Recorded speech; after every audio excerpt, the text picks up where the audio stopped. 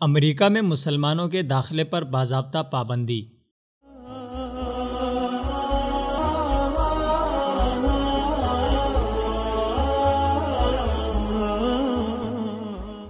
امریکہ میں نو منتخب صدر ڈونلڈ ٹرمپ نے آتے ہی اپنے ملک میں مسلمانوں کے داخلے پر پابندی کا دعویٰ عملی طور پر نافذ کرتے ہوئے 6 مسلم ممالک کا امریکہ میں داخلہ ممنوع قرار دیا ہے۔ ابتدائی طور پر اس پابندی کی زد میں آنے والے مسلمان ممالک میں یمن، عراق، شام، صومالیہ، لیبیا اور سوڈان شامل ہیں، جبکہ پابندی کا شکار ان ممالک میں 7واں ملک ایران بھی شامل ہے، جن کے ویزوں پر پابندی کا باقاعدہ اعلان کر دیا گیا ہے۔ ساتھ ہی گرین کارڈ رکھنے والے شہریوں کے لیے بھی سخت چیکنگ کے مراحل سے گزرنے کا قانون بھی لاگو کر دیا گیا ہے۔ تازہ ترین اطلاعات کے مطابق پاکستان پر بھی ویزا پابندی عائد کرنے کا عندیہ دیا گیا ہے۔ وائٹ ہاؤس کے چیف آف سٹاف نے بیان میں کہا ہے کہ پابندی کے حامل ممالک کی فہرست میں مزید مسلمان ممالک کے ناموں کا اضافہ کیا جا سکتا ہے۔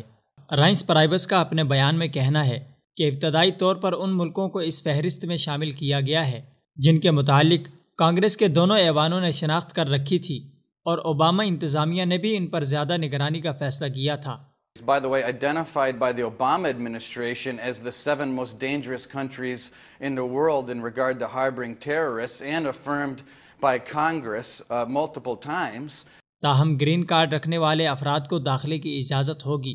مگر ان کی سختی سے چھان بین کی جائے گی۔ وائٹ ہاؤس کے اس بیان کے دوران پیرس ایئرپورٹ میں امریکہ جانے والے مسلمانوں کو روکنے کی خبر نے پابندیوں کے باضابطہ اطلاق کی تصدیق کر دی ہے۔ خدشہ ظاہر کیا جا رہا ہے کہ آئندہ پابندی کا سامنا کرنے والے ممالک میں پاکستان، سعودی عرب، مصر اور ترکی بھی شامل ہو سکتے ہیں،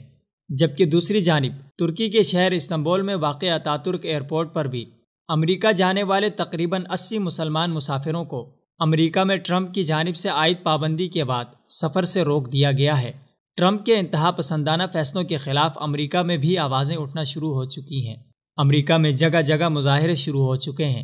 جبکہ سوشل میڈیا پر مسلمان صارفین کی اکثریت امریکہ میں مسلمانوں کی پابندی کو خوش آئند قرار دیتے ہوئے رائے کا اظہار کر رہے ہیں کہ مسلمانوں کو امریکہ جانے کی ضرورت ہی نہیں۔ بعض مبصرین نے ٹرمپ کے اندھادھند فیصلوں کو امریکہ کی تباہی اور دنیا بھر میں امریکہ کی تنہائی کا آغاز قرار دیا ہے، جبکہ پاکستان کی قومی اسمبلی میں ڈونلڈ ٹرمپ کے خلاف قرارداد پیش کی گئی ہے۔ قرارداد کی پیشگی کے دوران تقریباً تمام ممبران اسمبلی نے امریکہ میں مسلمانوں پر لگنے والی پابندی کی مذمت کرتے ہوئے اسے تشویشناک قرار دیا، لیکن دوسری جانب سوشل میڈیا پر پاکستانی صارفین اس قرارداد اور حکومتی ارکان کی جانب سے امریکہ میں مسلمانوں کے داخلے پر تشویش کے اظہار کو حکمرانوں کے ذاتی مفاد کا معاملہ قرار دے رہے ہیں۔